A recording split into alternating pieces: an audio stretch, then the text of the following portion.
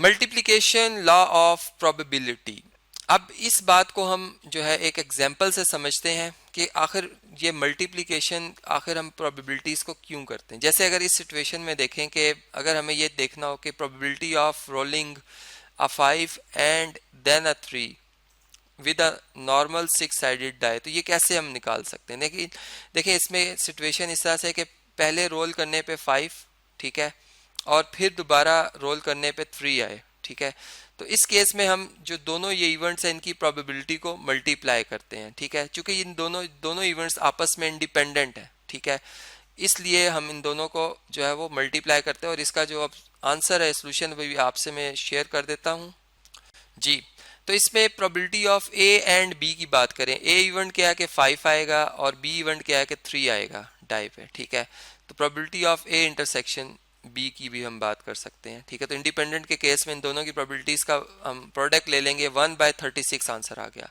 अब केस ये है कि अगर फर्ज करें केस ये हो कि दोनों जो इवेंट्स हैं वापस में इंडिपेंडेंट ना हो, ठीक है, मतलब डिपेंड कर रहे हो, तो उस केस में फिर हम जो मल्टीप्लिकेशन लॉ ऑफ प्रोबेबिलिटी है वो कैसे यूज करते हैं। अब उस सिचुएशन को मैं आपसे शेयर करता हूँ जी। सिचुएशन ये है कि हम ये देखना चाह रहे हैं कि what is the probability of drawing a king and then drawing a queen from a deck of cards without putting the king back, यानी कि हम वापस जो डेक ऑफ कार्ड है, जो ये ताश के पत्ते, उनमें दोबारा किंग को नहीं डालेंगे, ठीक है।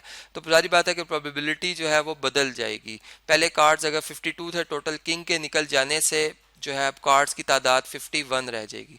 तो इस केस में हम कैसे प्रोबेबिलिटी जो है इस इवेंट की निकाल सकते हैं with the help of multiplication rule, इसको भी आपसे मैं शेयर करता हूं जी। अब इस क्वेश्चन के आंसर के लिए हम general multiplication rule for dependent या कंडीशनल इवेंट जो है वो यूज करते हैं। मतलब इसमें कंडीशन ये है कि जो हम प्रोबेबिलिटी ऑफ ए है इसको मल्टीप्लाई करें प्रोबेबिलिटी ऑफ बी गिवन ए से, यानी ए इवेंट हैपेंड हो चुका होगा तब प्रोबेबिलिटी ऑफ बी से मल्टीप्लाई करेंगे।